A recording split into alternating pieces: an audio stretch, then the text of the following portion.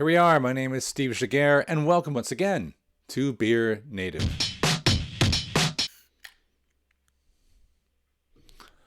Well, I'm back once again. It is still dry January, and I am once again reviewing a beer which is from a brewery that is dedicated to making alcohol-free beer. The journey continues. Yet another one that I'd never heard of. It came in this kind of actually pretty cool. I probably should give more credit, but this website called Wise Bartender, which I think I showed you at another video, so you have to go find that. That had a 31 beers in 31 days. I didn't realize it was 31 beers. It's not 31 breweries. That would be almost impossible. There was a couple from each, which was still pretty cool. It really exposed me to a lot of alcohol-free beers and ciders, and there was actually a gin and tonic in there, which was really good. But I'm not doing gin and tonic here. I still like to give it a shout out, though. Go check it out if you're still experimenting with these kinds of things. This one I'm going to be looking at a brewery. Let's take a look at them. And I've done this in advance. Let's see if the screen share works. All right, great. UpFlow Brewing Collective. What does that mean? It sounds a bit culty, but I'm sure it's all fine, right? So my first glance at these folks right here is that I always have an opinion on marketing. I'm just gonna go straight up and say super lame tagline. More flavor, more life. Yay! More flavor. I mean, more like whatever. That's marketing, right? They always want to. Usually they say three things: eat, drink, life, or some stupid that we've seen 1,000 times. Yeah, I guess we fall for it because people keep doing it. But the idea that flavor is one of these highly opinionated kind of terms. And let's take a look and scroll down.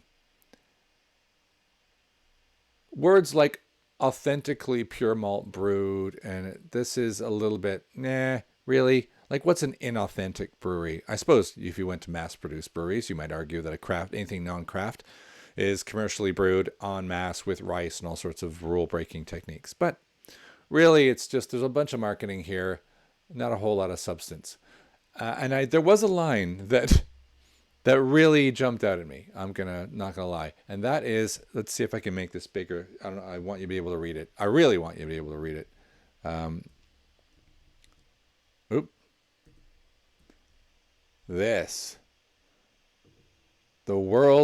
We hope you agree, it's the world's best tasting beer.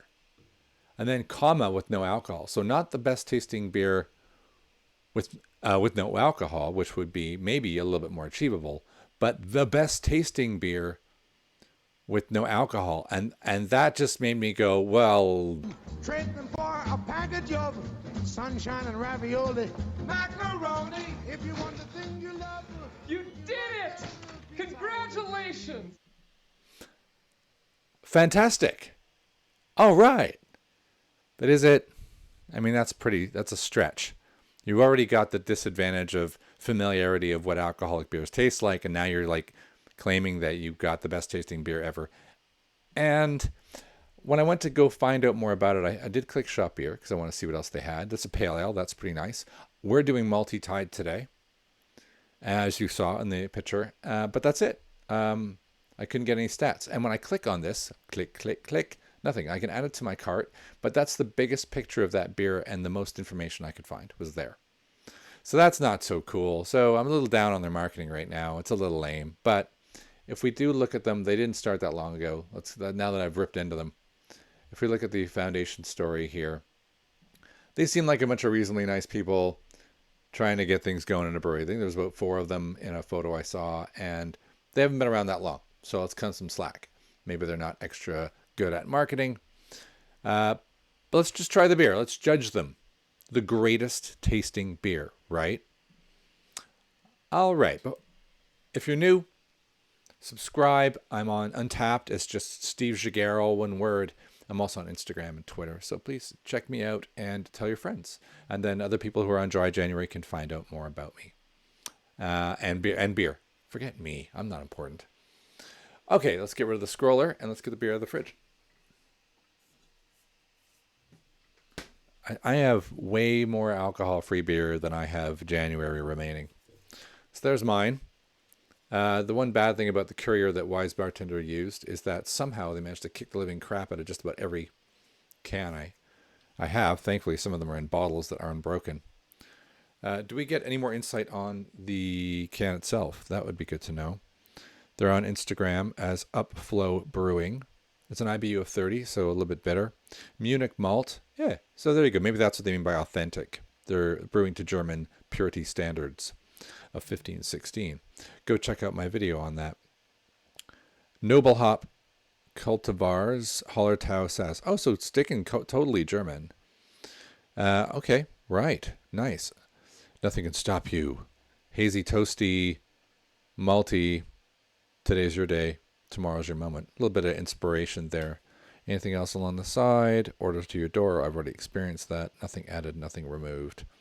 Nothing removed. So they didn't remove the alcohol. So the one I've seen where they're not removing the alcohol is odd. Oh, this was brewed in Australia. They have an address in London.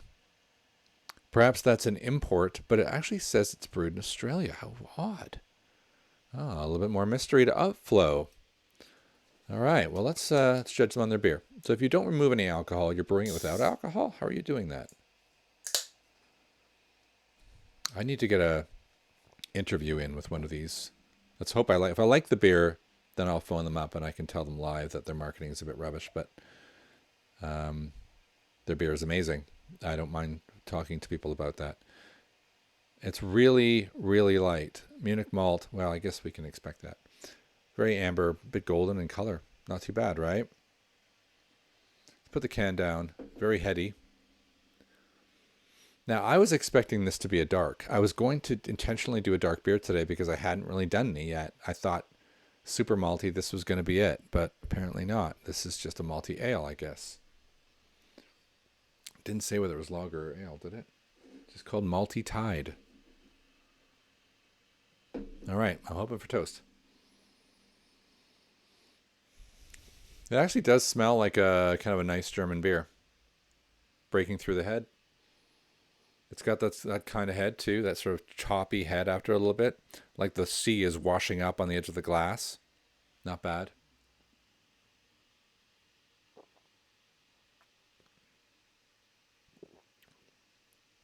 Yeah, it is toasty. It's not bad.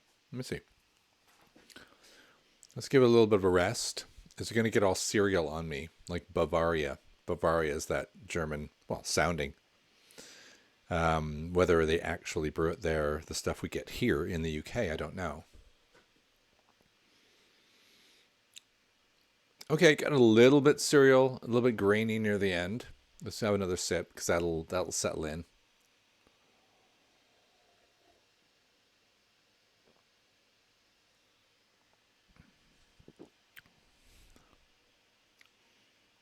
Okay. I'm not overwhelmed with graininess, with cerealiness. And I think the amount of hops they put in is good. It does have a toasty and little resinousness, piney. And there's enough malt. And not too much, not too little. Well, having ripped into their kind of more flavor, more life nonsense, which is neither here nor there, they've got some nice colors. It's kind of cool. I'd love to know how they get it from Australia to here. So UK office, Australian brewed, German style. That's not too bad. It's better than some of the ones I've had in the past that are, pardon me, makes you burp. Very, very bubbly. Crispy mouthfeel. But that's very German. I think maybe, if you check out the, hope that wasn't too loud. I just whacked the surface. Toasted Malty Tide. I guess it didn't necessarily create an expectation that was accurate. But actually, I kind of like it. All right, let's score it up. I need like a sting that comes out and goes for when I say let's score it up. I think I'm going to build that maybe this weekend. So is it accurate to what they said? Well, UpFlow Toasty Malty Tide. It is toasty. I expected probably because the color of the can is quite brown. like you can see the color tones, right? That is what I was expecting inside. Is that? I don't know why, but that is what I expected. Like that's even darker. And it said malty. So I guess I expected it to be darker. If I'd read Munich malt, I probably wouldn't have expected that. No, I definitely wouldn't have expected that, but I didn't. So accuracy wise, it's toasty, but not crazy. I'm not going to mark it down or give it extra points. I'm going to leave it at a 3. And is it unique? It a little bit, but not too much. I'm going to keep it at a 3. They stayed safe with like what they're calling authentic, what I would just say is German method of brewing. And I don't know if they say there's nothing removed, meaning they didn't put it through an alcohol removal process. Pretty great job. So starts at a 6 for accuracy and uniqueness because they haven't really pushed the boundaries. In terms of art, I think I like their scene overall. If they push the Aussie a bit more, maybe they don't realize that actually would sell here in the UK, certainly on the continent. UpFlow is not a bad brand. Like all the alcohol-free ones, they are once again going with consistent branding, pushing the brand consistency over the beer branding consistency itself. I was a little disappointed that the art didn't reflect the contents. I'm going to mark it down on that. So I'm going to give it a 2 on art. And the packaging, I can't blame them for having the packaging and the crap kicked out of it. It's just a can, so 3. So I'm going to start at an 11. Do I like it? I'm going to give it a 7. So that's an 18 out of 30, which sounds bad. But if you think just on flavor, I'm giving it a 7. Is it the best beer I've ever had? Not even close, right? That's that's where you get marked down on things like accuracy. Come on. But really, it's pretty good. Be realistic. You are in the alcohol-free market. Are you better than other alcohol-free beers? Yeah, a lot of them. You're better than a lot of them. So nice work, UpFlow. Let's just recap then. That's the end of that one. That's pretty easy. If you like multi-German beers and you're not, maybe you want to upgrade your, let's say you don't want lager, maybe this is a lot. I don't even know what this is. It's not really telling me much about it. But if you're thinking, if you buy, it reminded me of Bavaria. It's like one of the first alcohol-free beers that's been around forever. It's always in all the supermarkets. If that's your multi drink, this is better. Upgrade. I don't know how much it costs. I did have it on the screen earlier. I could go back to the end of this, go back and watch my own video. I'll bring it up again. I'm not going to put you through it. 12 of these is £26. So a little over, hopefully that's free shipping, maybe, I don't know. 24 is 48. So let's just say £2 a can. Oh, I'm going to sneeze. I couldn't edit that out. Sorry. Maybe it makes you sneeze. I gave it an 18 out of 30. That's not too bad. I'm going to round it up to a 3.25 on Untapped. And not bad. Nice little drinker from UpFlow. Multi-Tide. Look for it on their website at upflowbrewing.co.uk. My name is Steve Jaguar. This has been another Dry January alcohol-free beer review. Thank you for watching.